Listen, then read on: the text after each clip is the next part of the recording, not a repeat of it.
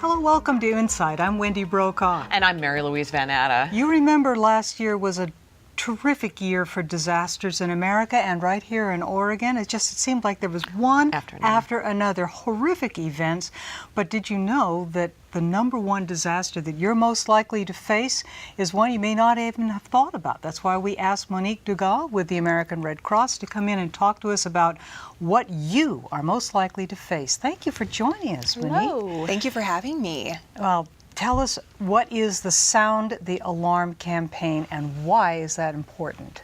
Sound the Alarm is based on the number one threat that we are most likely to face in our lifetime, and that is the threat of a home fire. It's everyone's worst nightmare. You can't get out of your home in the event of a fire. Well, the Red Cross is there to help, just as we are in large-scale disasters. And so we have the Sound the Alarm initiative. Sound the Alarm is all about equipping households with working smoke alarms and helping families to know what to do in the event of a fire. It's not enough to have a smoke alarm that's working in your home. You also need to have your fire escape plan. And those two things coupled together can really give you the best odds of survival. It gives you a 50% increased chance of getting out alive in the event of a home fire if you and your family know what to do and if you're alerted because of a working smoke alarm. Just how big is the problem? Can you give us some data about how big the problem is? The problem is huge. Every day, on average, approximately 7 people die in the United States due to a home fire, and another 36 people are injured on a daily basis on average. So it really is the number one disaster threat that we face. And one really alarming thing is that people believe that they are more prepared than they actually are for a home fire. Sure. And they believe, in many cases, we conducted a survey, in many cases people believe that they have more than 2 minutes to escape a home fire in the event of a fire in their home. In reality, you have less than 2 minutes to get out. So you really need to know what to do and have that instinct kick in immediately. And that's why we encourage people to develop a fire escape plan.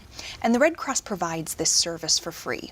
We install 10-year lithium-ion battery smoke alarms in homes that need them, free of charge. We also provide fire escape planning and help to draw out a fire escape plan for families when we visit their home. All of this is free of charge. It's a service that the Red Cross provides. And throughout the nation, as of April 2018, we've saved more than 400 confirmed lives as a result of our efforts throughout the nation, including 5 in Oregon. Wow. Amazing. So what kind of, here I am, a mom with little kids. What would be the first thing that I should be thinking about when I'm concerned about their safety? Absolutely. Well, of course, we want the smoke alarms installed on every level of a home so that if there is a fire, say upstairs, a smoke alarm will alert a family to that threat of fire risk. But you also want to discuss fire escape planning with your family. Make sure that you have identified nearest exits so that in the event of a fire, if one exit is blocked, you have other options. There are alternate options. Also, a big issue that we see is families going back in to a home when it's burning to retrieve pets or children or other family members. One way to help with that issue is to designate a meeting location outside of the home. If you all know that you're going to meet by the evergreen tree out front and there's a fire in your home and everyone's there, there's no risk for you going back into the home and there's no need for you to go back into the home. So knowing immediately what to do and practicing what to do, that's critically important. When we are confronted with an emergency situation, we go into that fight or flight mode. So we have to have it ingrained in our practices, in our patterns of behavior to be able to respond accordingly in the event of an emergency. So know what to do, practice what to do. So it's second nature and you can immediately go into emergency mode and get your family out safely. And that includes those alternate plans. Like, for example, if something is burning somewhere that you hadn't anticipated, you have to go to different plans and have those practiced too? Absolutely. A contingency plan is really important because in the event of a fire, one escape that you have practiced may be blocked. We never know where that fire might start. And so what we want to do is have at least 3 alternate routes where you can get out of the home safely, and wherever you are, identify your closest escape route. And if you have upstairs bedrooms, there are alternate options, you know, getting a ladder for out the window. There are many different options that you can explore.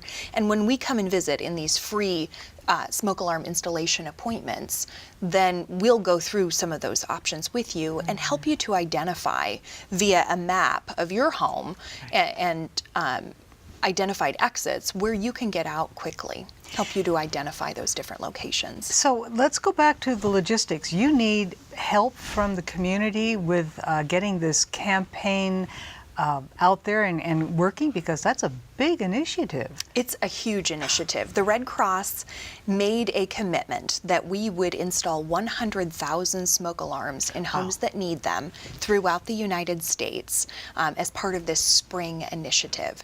And so what we want to do is we want to make sure that we are installing those smoke alarms and committing to that promise, making that happen.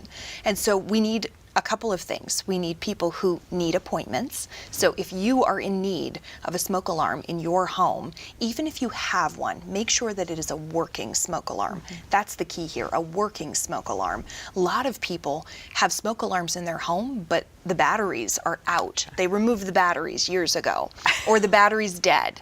And so it's not a working smoke alarm. But we'll come in and check those batteries for you to make sure that the smoke alarm is in working condition. And if it's not, we'll replace it. I understand you do have a video that you brought with it to show us. Sure. You have a lot of video on your website that shows people about this whole program too. And we have a video that I think is going to Really touch powerful. people's heart. It's really powerful. It's short. Let's take a look at it. Yes.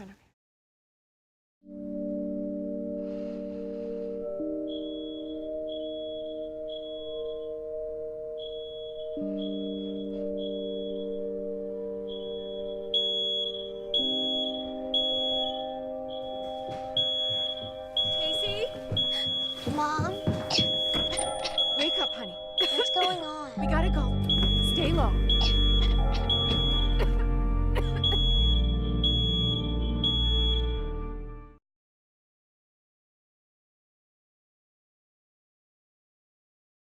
Oh, yeah, if Boy. that doesn't, If that doesn't sound the alarm, I don't know what does. Yeah.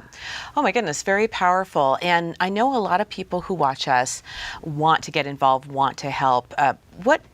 How do we start? And what's the commitment? yeah, and what kind of commitment to Absolutely. help you out with this Sound the Alarm campaign Yes, especially? we need our community to sound the alarm on the threat of a home fire. And what most people don't know is that the Red Cross is more than 90% volunteer driven. So we really need volunteers to donate their time and their talent to help to further our mission to prevent and alleviate human suffering. It's such a small investment to have such a big reward. And what you need to do is visit redcross.org to figure out the appropriate training for what you'd like to do. In the case of installing smoke alarms and sounding the alarm, the commitment is an all-day commitment, one day, but we provide the training in the morning. So Just you're right there. trained on site there. It's, like I said, a small commitment to really get a big reward in helping your community and potentially saving lives. If you're interested in deploying to a disaster, that's other training, but again, you can find that at redcross.org and Wonderful. sign up for all of that And do training. that right here in Salem, correct? Absolutely, you certainly Wonderful. can. We And- are throughout the entire region, and of course throughout the United States as well.